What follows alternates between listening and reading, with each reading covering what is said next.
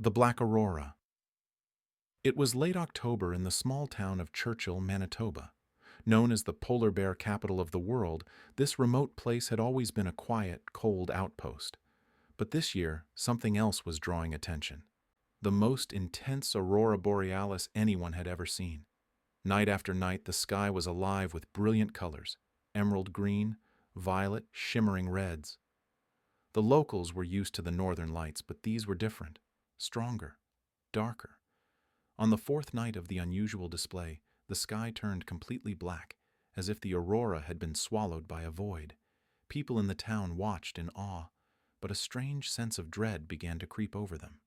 Animals grew restless, birds were flying in chaotic patterns, and the polar bears, usually wandering the ice in search of food, began heading inland toward town. It was as if something unnatural had disturbed the balance. That same night, the power in Churchill went out. Total blackout. Cell phones died, cars wouldn't start, and even the old radios fell silent. All communication to the outside world was severed. Panic started to spread, but in the cold and isolated darkness, people began to notice something more chilling. Those who had been outside, staring at the sky during the Black Aurora, were beginning to act. Strangely, they complained of a strange buzzing in their heads, a constant hum that no one else could hear.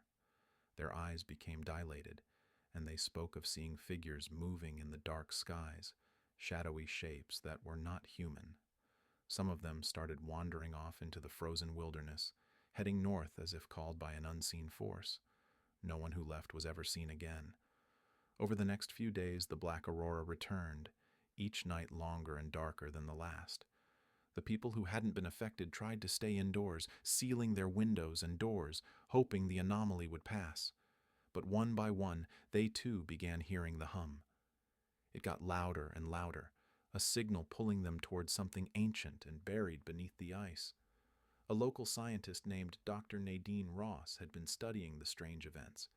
She suspected it wasn't natural at all, but the result of something that had been hidden under the permafrost for millennia.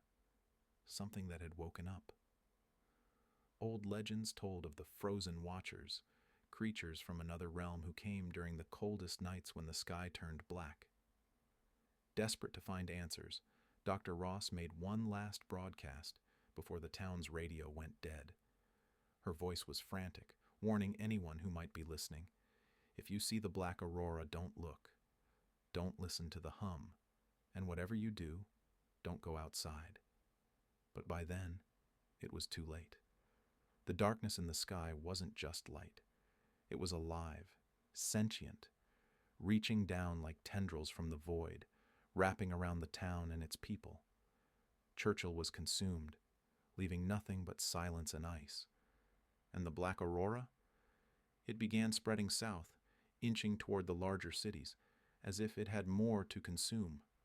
No one would ever know the true origin of the Black Aurora, or what ancient intelligence lurked beneath the Canadian ice. But for those who lived to tell the story, the sky would never be the same again. I hope that gave you some chills. Let me know if you want more stories like this.